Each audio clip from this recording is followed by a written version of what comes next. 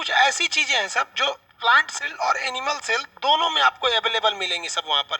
और न्यूक्लियस भी मिलेगा, एंडोप्लाज्मिक रेटिकुलम भी मिलेगा, माइटोकॉन्ड्रिया भी मिलेगा। माइटोकॉन्ड्रिया द्वारा बनाए गए ऊर्जा को ले जाने के लिए जो गोल्जी बॉडी है वो भी दोनों में मिल जाएंगी सब। तो कुछ चीजें हैं जो केवल एक में मिलती हैं, कुछ चीजें दूसरे में मिलती हैं, लेकिन कुछ ऐसी चीजें होती हैं जो क्या हो जाती हैं, कॉमन हो जाती हैं ये दोनों में। लेकिन आपसे केवल दो चीजें पूछेगा, ध्यान से समझिएगा कौन सा।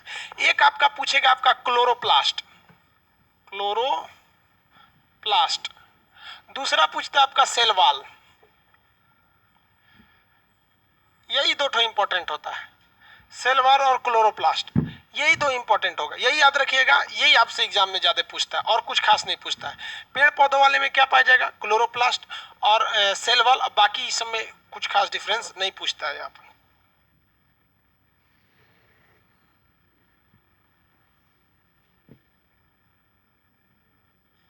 अंतर समझ में आ गया आप लोग को?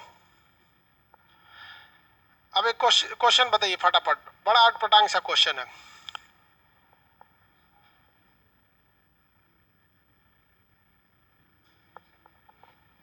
हो गया, रीस्टार्ट हो गया था, वो कनेक्शन थोड़ा सा टूट गया था, फ्लक्चुएट कर जाता है ना, थोड़ा सा कनेक्शन कभी कभी छोड़ देता है। तो आप इस वाले पे आके देख लेंगे लोग। देखिए फटाफट यहाँ पर एक क्वेश्चन पूछा था कि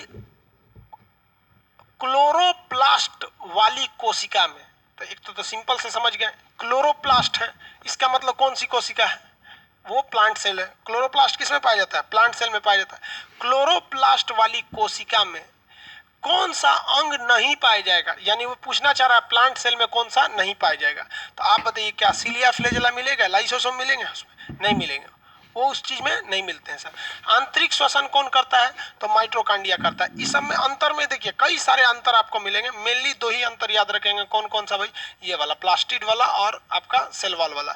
इसका आकार कैसा रहता है, चौकोर रहता है। इस हिसाब से समझ में आ गया आप लोग को, किसी को कोई दिक्कत नहीं है। कॉमन चीजें दोनों में होती हैं, कुछ चीजें कॉमन होती हैं, कुछ सेपरेट होती हैं। अब आगे समझते हैं, ये तो अंतर समझ में आ गया आप लोग को। जो ओवरऑल सेल होते हैं सब ना, उसे दो भाग में बांटते हैं।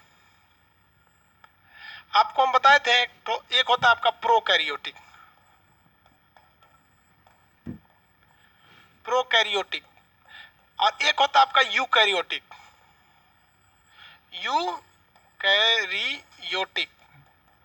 यूकैरियोटिक। प्रोकैरियोटिक एक होता है यूकैरियोटिक।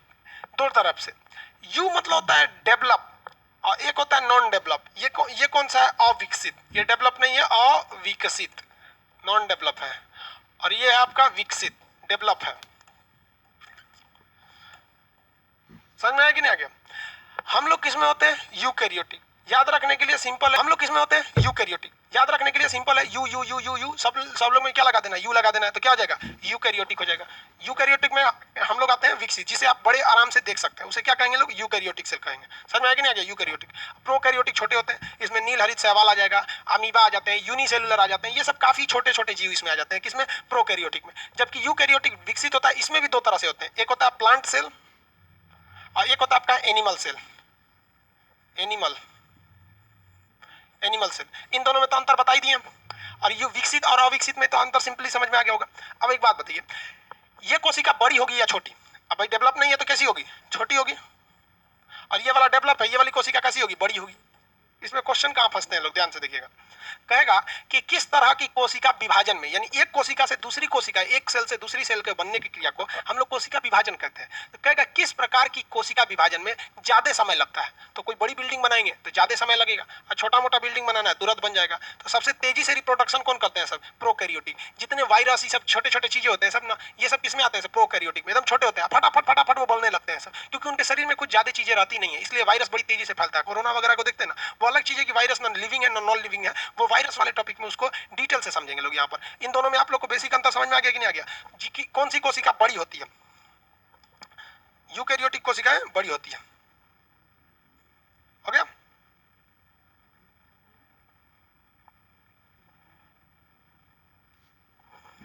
यूकैरियोटिक कोशिकाएं कैसी हो जाएंगी, बड़ी हो जाती हैं, विकसित हो जाती हैं।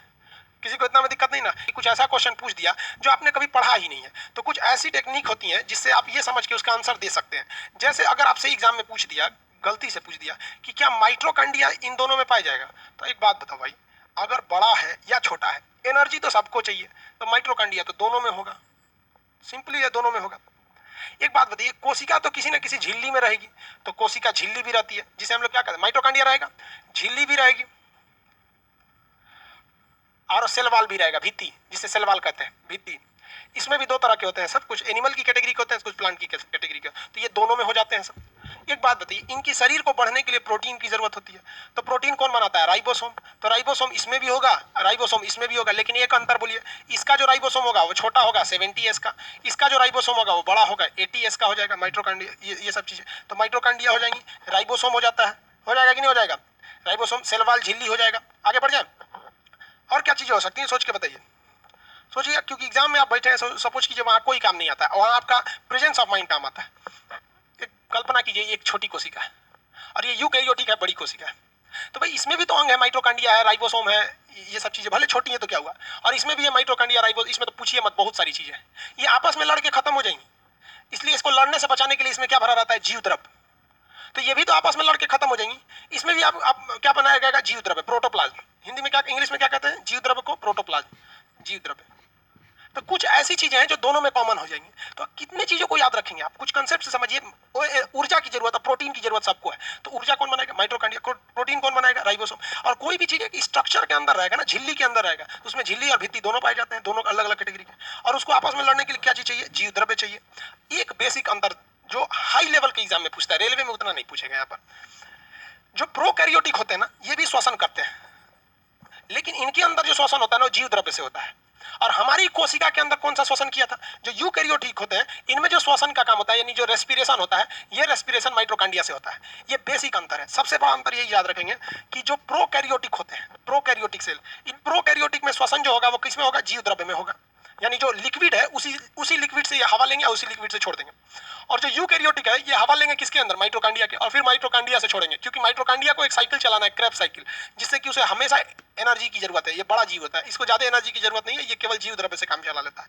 बेसिक अंतर हम यही जानते हैं कि भाई आपसे सीधा पूछेगा तो प्रोकैरियोटिक छोटे होते हैं, अविकसित होते हैं, ये बहुत प्रारंभिक प्राइमरी स्टेज होता है कोशिका का, इसके अंदर जो श्वसन होता है वो जीव द्रव्य से होता है, और इसके अंदर श्वसन माइटोकॉन्ड्रिया से। बाकी अपना सेल्फ दिमाग लगाइए, दोनों को एनर्जी चाहिए तो माइटोकॉन्ड्रिया, दोनों को प्रोटीन चाहिए राइबोसोम, दोनों को आपस में लड़ने से बचाना है तो जीव द्रव्य, दोनों के बाहर झिल्ली होनी चाहिए तो पतली झिल्ली कोशिका झिल्ली, मोटी झिल्ली कोशिका भित्ति हो गई, हो गया काम खत्म, सेल की कैटेगरी हो गया। समझ में आ गया आप लोग को?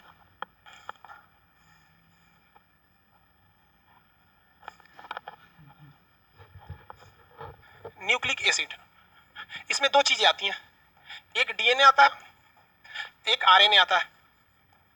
आरएनए, आरएनए भी तीन टाइप के होंगे, एमआरएनए, टीआरएनए और आरआरएनए हो जाएंगे, और डीएनए भी होता है यहाँ पे। ये दोनों क्या होते हैं, न्यूक्लिक एसिड होते हैं सब।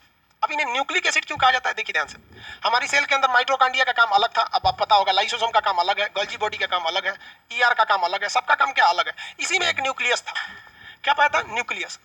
इस न्यूक्लियस के अंदर जो एसिड होता है उसी एसिड को क्या कहते हैं, न्यूक्लिक एसिड, ठीक है। उस न्यूक्लिक एसिड की दो कैटेगरी होती है, एक होता है डाइऑक्सी न्यूक्लिक एसिड और एक होता है ribose nucleic acid.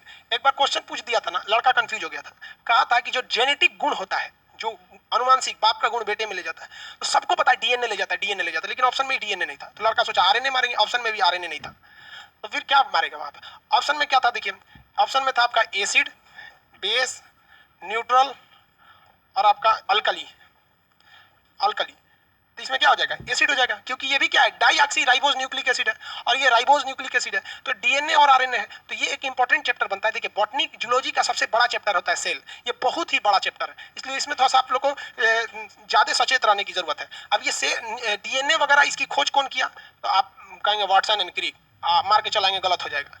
Watson and Crick ने मॉडल दिया था, खोज नहीं किए थे, इसके खोज इसको पहली बार देखा था कार्ल्सबर्ग ने। कार्ल्सबर्ग इसको फर्स्ट अवलोकन करने वाला व्यक्ति था, वो उसका खोज नहीं किया था, खोजकर्ता और अवलोकन में अंतर होता है। इसको पहली बार किसने देखा, कार्ल्सबर्ग।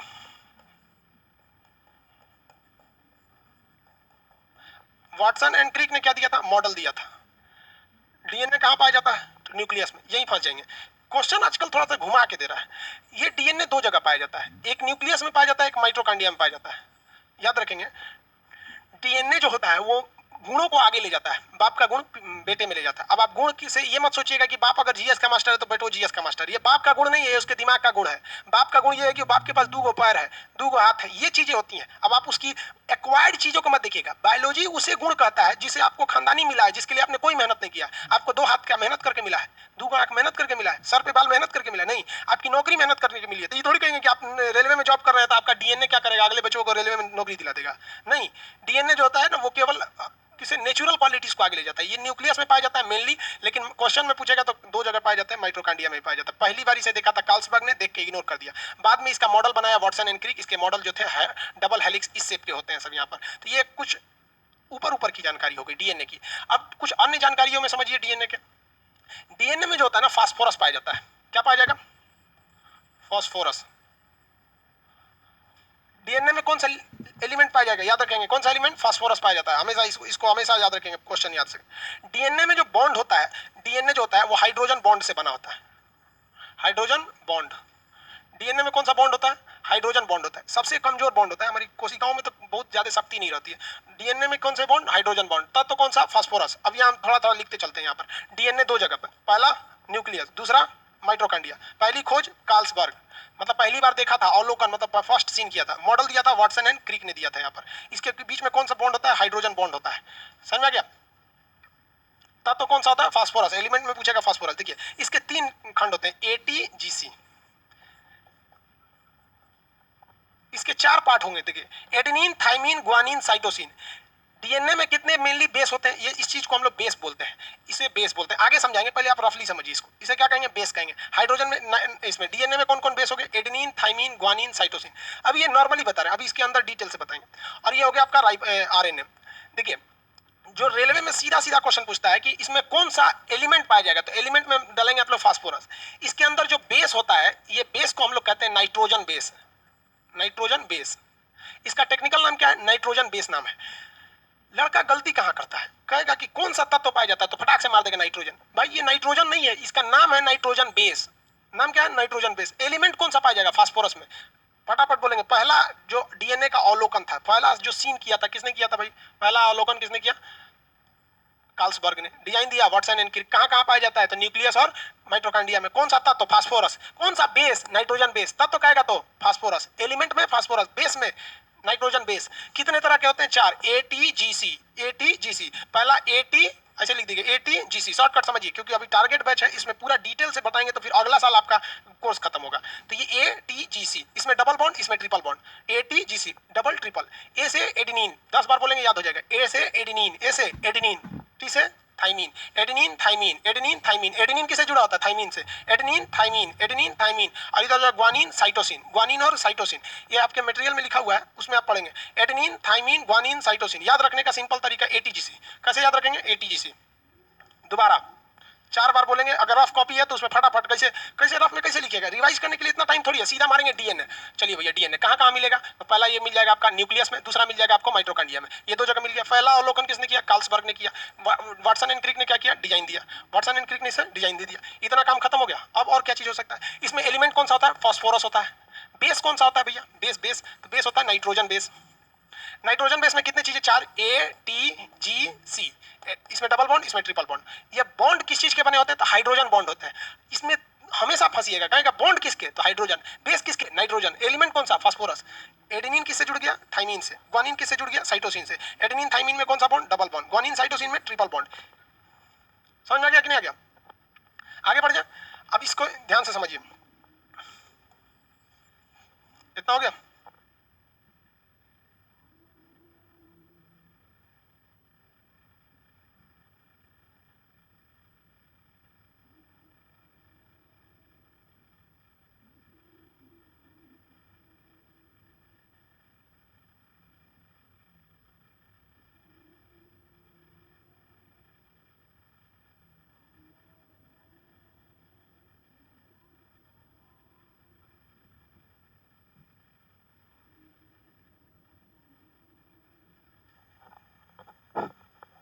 देखिए ध्यान से, ये हो गया आपका क्या चीज है?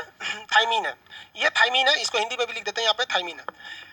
थाइमीन को अगर हम काट देते हैं, इस थाइमीन को काट देते हैं यहाँ पे, और थाइमीन की जगह पे हम क्या लगाते हैं, यूरेसिल, तो वो बन जाएगा आरएनए। कोई दिक्कत नहीं होगा इसमें, यहीं से मेन क्वेश्चन बनते हैं। इतना ही याद रखेंगे, आपका एग्जाम में क्वेश्चन बन जाएगा। बाकी जब फाउंडेशन में पढ़ेंगे ना तो डिटेल से इसका एकदम स्ट्रक्चर बताएंगे, प्यूरिन क्या होता है, पाइरिडीन क्या होता है, क्योंकि अगर आप डिटेल के चक्कर में जाएंगे ना तो फिर आप दिसंबर वाले डेट को क्रॉस कर जाएंगे। एकदम इत्मीनान से ध्यान से समझिएगा। डीएनए में तत्व यानी कौन सा एलिमेंट पाया जाएगा, फास्फोरस, कौन सा बेस पाया जाएगा, नाइट्रोजन बेस, कौन सा बॉन्ड पाया जाएगा, हाइड्रोजन बॉन्ड, नाइट्रोजन बेस में कितनी चीजें, 4, कौन कौन, ATGC, ATGC, adenine, thymine, guanine, cytosine.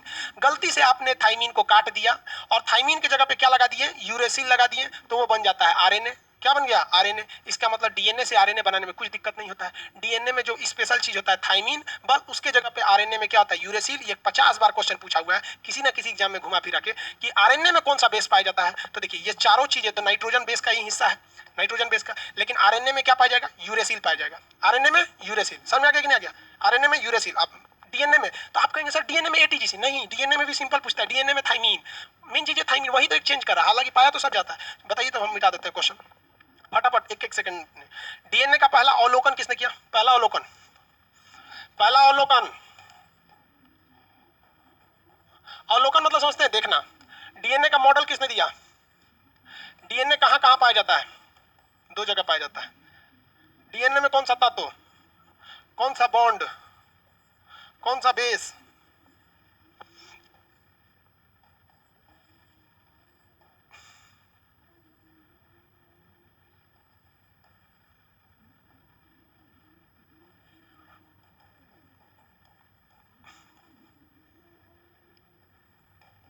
चलिए यहां देखिए ध्यान से बता देंगे। पहला अवलोकन Carlsberg, model Watson and Crick, कहां कहां पाया जाएगा, न्यूक्लियस और माइटोकॉन्ड्रिया, तत्व phosphorus, bond hydrogen, base nitrogen base. ठीक है, देखिए अगर आपको डीएनए से क्या बनाना है, सॉरी यहाँ देखिए आगे इसका टेक्निकल टर्म, डीएनए से अगर आरएनए बनाना है तो आपको ध्यान रखना चाहिए उसमें यूरेसिल होना चाहिए, तभी हो जाके क्या बन जाएगा, आरएनए। अगर आरएनए बन गया है तो यूरेसिल हटा के क्या बना दीजिए, थाइमीन जोड़ दीजिए, तो क्या बन जाएगा, डीएनए। बेस जो होता है, बेस किसका होता है, नाइट्रोजन का। शॉर्टकट बताइए, A T G C double और ये ट्रिपल बॉन्ड, हो गया, किसी को कोई दिक्कत नहीं है। आगे बढ़ जाए। कल सैटरडे संडे है, सैटरडे संडे में क्लास नहीं होगा, लेकिन अगले महीने से अक्टूबर से सैटरडे संडे भी टारगेट बैच में छुट्टी नहीं दी जाएगी। ये जितने चीजें आपको कोशिका के बारे में बताए हैं इसको अच्छे से रिवाइज कीजिएगा। अब आगे के क्लास में बताएंगे कि ट्रांसक्रिप्शन क्या होता है, रिवर्स ट्रांसक्रिप्शन क्या होता है, फिर रिप्लिकेशन क्या होता है, ट्रांसलेशन क्या होता है, इसमें डीएनए आरएनए के बारे में, फिर आरएनए का डिटेल से बताएंगे। अभी तो केवल डीएनए का बताएं और उसे आरएनए से रिलेट किए हैं। अभी आप समझ में, आपको लग रहा होगा आरएनए कंप्लीट हो गया, नहीं कंप्लीट हुआ। अभी आरएनए में टाइम है, एमआरएनए, आरआरएनए, ये सब चीजों में भी थोड़ा सा टाइम लग जाता है। समझ में आ गया कि नहीं आ गया। आपको यहाँ पे एक बोर्ड का कलर भी चेंज करना था ना, वो हम अक्सर भूल जाते हैं, कलर भी बैकग्राउंड,